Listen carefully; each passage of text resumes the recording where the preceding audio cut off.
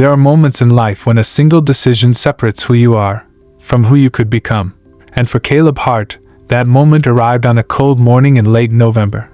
His alarm rang at 5:00 a.m. He stared at the ceiling, the pale light of dawn barely stretching across his cracked bedroom wall. His body felt like it was made of stones, heavy, unmoving. And the thought of standing up, putting on his old running shoes, and running in the dark felt unbearable. Because this wasn't the first day he tried. It was the 13th. 13 days of waking up early, forcing himself out into the freezing morning air, trying to build a habit he'd convinced himself would change his life. But each morning, the voice in his head whispered, "You don't have to. Nobody is watching. You're tired. You've failed before. You'll fail again." That morning, unlike the last 12, Caleb didn't move. He just lay there, staring at the ceiling, jaw clenched, breath frozen in his chest. He whispered into the room, voice shaking, "I can't keep forcing myself anymore." His words disappeared into the silence. The weight of a life unlived. Caleb had once believed his life was meant for more. At 28, he was stuck in a job he didn't care about, surrounded by coworkers who wore the same empty expressions he did.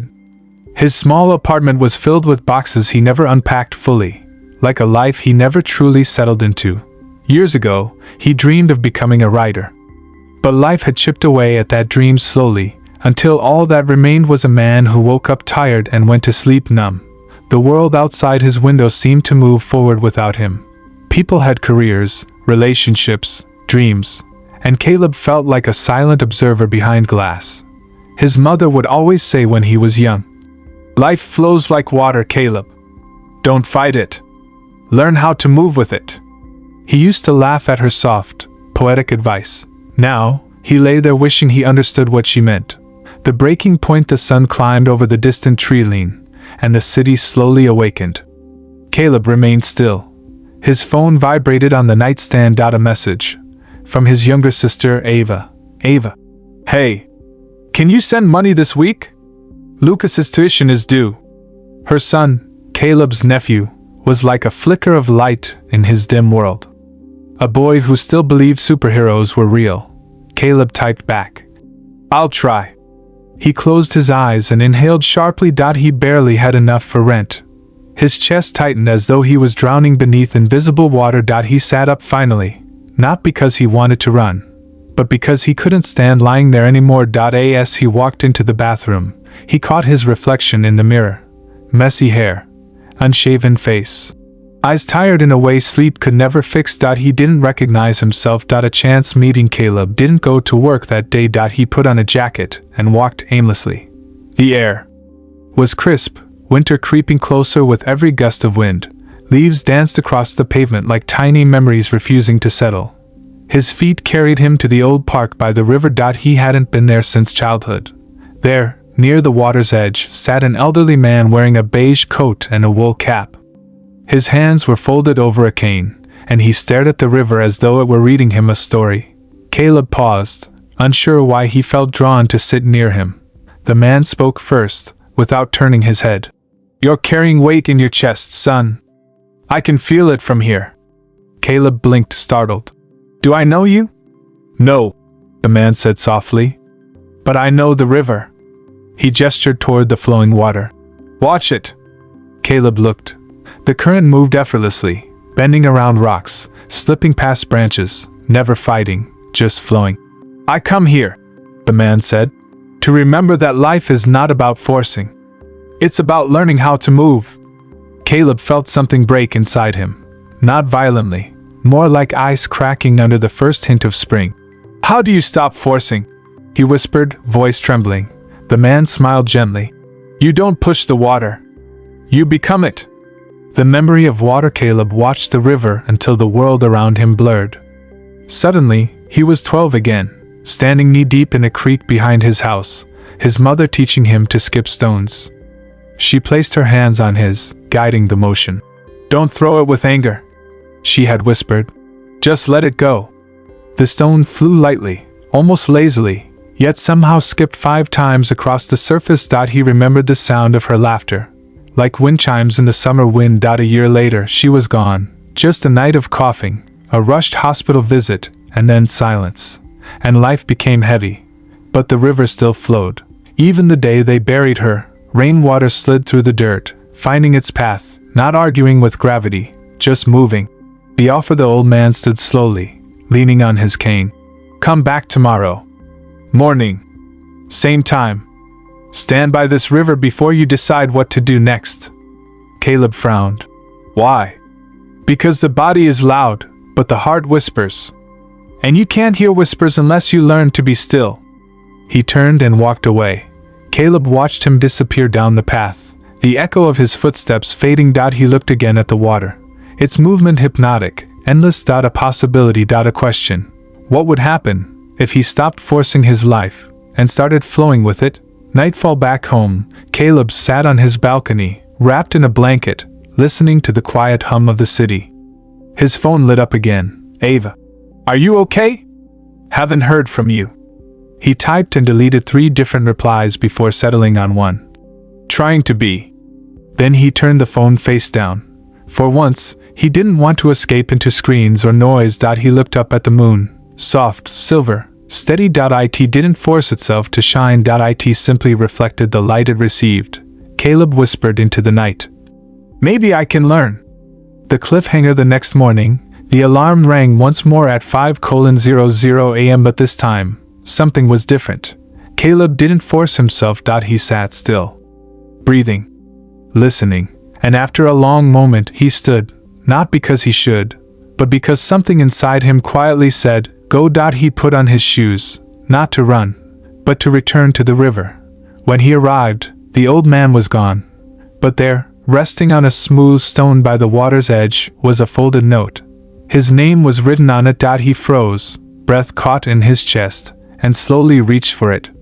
Fingers trembling. As he unfolded the paper, the wind swallowed the silence.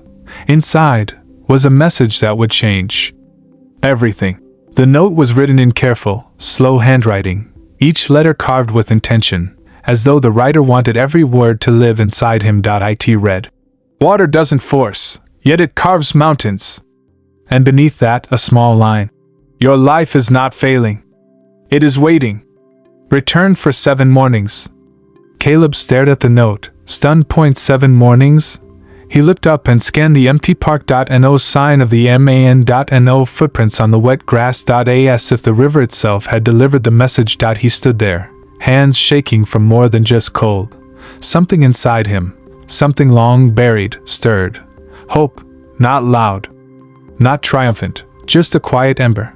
The first morning he stayed by the water for hours, watching its movement, its patience. Every time his thoughts tried to drag him into old patterns, you're failing, you're late, you should be doing more, the river pulled him back. Flow. Don't force. He didn't run that day. He didn't write. He didn't fix anything. But when he walked home, his breathing felt different, deeper. As if his lungs remembered how to live. That night, he slept without nightmares. The second morning at 5 a.m., he woke again. But this time, he hesitated. His mind began its old song. This won't change anything. You're wasting time. People your age already own homes, have families. What do you have? He sat on the edge of his bed, fists clenched. A sharp pain pressed against his chest. Pressure, guilt, shame. He almost lay back down. But then he remembered the note. Water doesn't force. So he didn't force himself out of bed. He let himself breathe first. Let his body feel the weight. Let his feelings be present. And only when he felt a small shift inside, barely a whisper, did he stand. He returned to the river. This time, the elderly man was there, standing quietly with his cane planted in the earth. You came, he murmured. Caleb swallowed. I don't know why. You don't need to know, the man said. You only need to come. They stood together in silence. Minutes passed like hours. The man finally asked, What is the hardest thing you've been forcing lately? Caleb's throat tightened. My life. All of it. The old man nodded slowly, without judgment. Then perhaps, he said, your life is not the enemy. Only the way you've been holding it. The third morning, breaking down on day 3, everything collapsed. Caleb woke already exhausted. His boss had left 3 angry voicemails demanding he return to work or lose his job. His landlord slipped a notice under the door, late rent. Ava sent another message, voice shaking in text. Lucas is scared. I don't know what to do. Please answer. Caleb walked to the bathroom and pressed his hands against the sink, gripping porcelain until his knuckles turned white. Why is everything falling apart now? He whispered. His reflection stared back, jaw trembling, eyes burning with unshed tears. I'm trying, he said, voice cracking. Why isn't life giving me anything back? For the first time in years, he cried. He sank to the floor, curled his knees to his chest, and let the tears come like rain after endless drought. No pushing. No pretending, just feeling. When the wave passed, he sat in stillness, breathing. Eventually he stood, put on his jacket, walked to the river. The old man didn't speak at first. He simply looked at Caleb, truly looked, then nodded once. Well done. Well done, Caleb whispered, choking on the words. I broke down. Yes, the man said, voice firm yet gentle. Water breaks too. It spills, it floods, it crashes. But it never apologizes for feeling. Caleb exhaled. Something loosened. For the first time, his pain felt allowed. The 4th and 5th mornings, small shifts. On morning 4, he noticed something strange. His breath felt calmer. His mind quieter. He didn't leap out of bed, ready to conquer the world. No, he simply didn't dread waking up. And that alone was a miracle. He stood by the river longer than before, letting silence speak in ways words never could. Be why day 5, he started noticing details he never saw before. The way leaves floated effortlessly across the surface. The ripple patterns after a stone dropped. The soft morning gold on the horizon. Life wasn't rushing.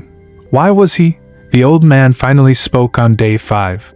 You've spent years believing the only way to succeed is by force, discipline, pressure, shame. But look at the river. It moves without screaming. Caleb looked down. Then how do I do hard things? Just wait? No. The man shook his head. You flow toward them. The 6th morning, the question on day 6, something unexpected happened. Caleb arrived, but the old man wasn't there. Instead, resting on the same stone where the note once waited, lay another folded scrap of paper. Hands trembling, Caleb opened it. Ask yourself what you actually want, not what you think you should want. He froze. What I want, he whispered. His mind was blank. His whole life, he chased expectations, trying to be enough, trying to be useful, trying to avoid disappointing others. But want, desire, dream, that word felt foreign. He sat by the water for hours, searching, waiting, not forcing. Eventually, a memory bubbled up. He was 14, lying on the floor of his childhood bedroom, scribbling stories in a notebook. Heart racing as worlds formed in his hands. He remembered whispering to Ava, "One day I'll write a book. A real one." The memory hit him like sunlight. Writing. He didn't just like it. He needed it. He had been starving without it. The 7th morning, a turning point in the morning, he expected to find the old man again. He found someone else. A boy 8 years old at most, standing by the water's edge, skipping stones. Caleb recognized him instantly. The round cheeks, the hopeful eyes. His nephew, Lucas. Caleb's heart lurched. Lucas? How? Where's your mom? She's in the car, the boy said, pointing toward the parking lot. She said you weren't answering. I wanted to see you. Lucas looked up at him, voice trembling. Uncle Caleb, are you okay? Caleb knelt slowly, choosing honesty over armor. I'm trying to be. The boy nodded, as if that was enough. Then Lucas placed a smooth, flat stone in Caleb's palm. My mom said you used to be really good at this, he murmured. You taught her. For a moment, the world stood still. Caleb held the stone the way his mother taught him. Not tightly, just enough to let it rest. He pulled his arm back gently, no force, and released. The stone glided. 1 skip, 0.2, 0.3, 0.4, 0.5. Lucas gasped, eyes wide. You're like magic. Caleb stared at the ripples expanding across the surface. No, he whispered, feeling tears rise again. I just stopped forcing. The vanishing he turned to ask Lucas something, but the boy wasn't looking at him anymore. He was staring past him, toward a bench. Caleb followed his gaze. There, sitting in quiet stillness, was the old man as if he had been there all along. Caleb stood, heart pounding, and walked toward him. The man smiled. 7 mornings, he said softly. You came, and you learned the first truth. What truth? Caleb asked. The man tapped his cane lightly. Everything you want is already flowing toward you, if you stop standing in your own way. Caleb opened his mouth to speak, to ask his name, to understand how, why. But before the words formed, the man stood, and slowly he walked away. This time, Caleb didn't chase. He just watched him go, like watching a leaf carried away by the current, trusting it was meant to move on. That night, alone in his apartment, Caleb sat at his desk. No pressure. No demand to be great. No deadline. Just a blank page. He picked up a pen and wrote one sentence, then another, and for the first time in years he felt alive. Caleb's hand moved across the paper almost without thought, yet every word carried weight. The pen felt alive in his fingers, like it had been waiting for him all these years. Outside, the city hummed in the background, cars, distant conversations, the faint rhythm of life. Yet inside his apartment time slowed. Each word, each sentence, unfolded like a ripple across water, subtle but unstoppable. For the first time, he wasn't forcing. He wasn't trying to squeeze life into rigid molds of expectation. He was flowing, letting the story emerge from him naturally, like the river he had come to understand. The first true hard thing writing wasn't easy. Hard things never were. The blank page was a mountain, each sentence a boulder he had to roll uphill. But now, something inside him had changed. He didn't push. He didn't fight. He moved with it. When frustration struck, he closed his eyes and remembered the river, how it didn't resist obstacles but found ways around them. He let his thoughts settle. He breathed. He tried again. This was the water mind method in practice. Calm persistence, flowing around barriers, using the energy of life itself rather than brute force. The ripple effect days turned into weeks. Caleb wrote every morning, not because he forced himself, but because his mind had found its rhythm. He also started small routines he once dreaded: cooking, cleaning, exercising. Again, not through discipline alone, but through gentle flow, letting the tasks arrive and be completed naturally. He even began helping Lucas with school projects, teaching him to skip stones and letting the boy discover patience through water's lesson. Caleb realized that guiding someone else gently, without pushing, created more growth than anger or urgency ever could. One evening, while watching Lucas laugh as a stone skipped across the river 5 times, Caleb felt a quiet pride swell in his chest. Not pride born from achievement, but from presence. From choosing to live differently. The hardest hard thing then came the real test. His mother's old illness had appeared in his father's health records. Caleb's father, long thought to be healthy, had early signs of heart failure. All the lessons about flowing rather than forcing were put to the test. Fear gripped him, heavy and sharp. His instinct was to panic, to try to control everything, to force outcomes. But he remembered the river. He called his father and sat beside him at the hospital, holding his hand. He didn't try to fix him. He didn't demand answers. He simply was present, listening, observing, loving. When doctors delivered the treatment plan, a grueling regimen of medications, diet, and monitored exercise, Caleb didn't panic. He became a steady current for his father, a calm force that didn't fight reality but shaped it with patience, compassion, and presence. It was the hardest hard thing he'd ever faced. And he flowed through it. Transformation months passed. Caleb's writing began attracting attention. Small blogs, then local publications, then a publisher interested in his first book. He didn't chase fame or recognition. He simply did the work, the hard work, without forcing outcomes. He noticed other changes too. His mind was calmer. Decisions came easier. He could listen deeply to friends, empathize without judgment, and experience joy without anxiety.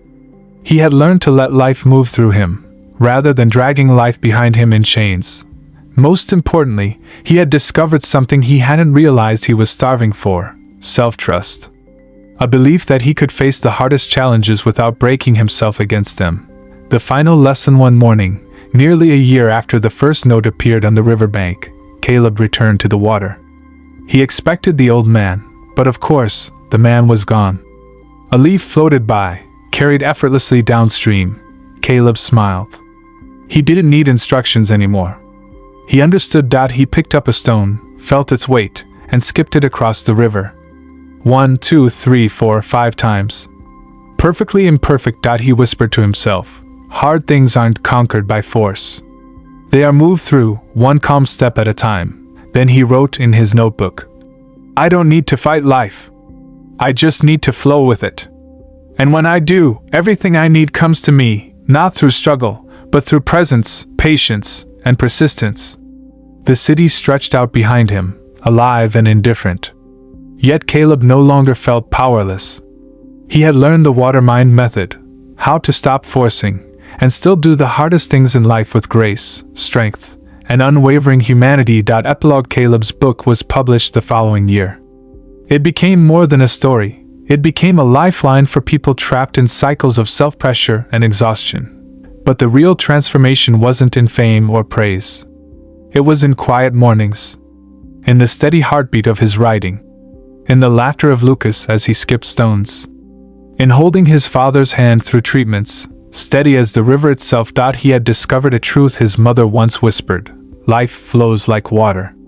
Stop forcing. Flow with it. And in that flow, Caleb finally lived. Not perfectly, not without struggle, but fully, and for the first time in decades, he knew he was exactly where he needed to be. The river kept moving, and so did he.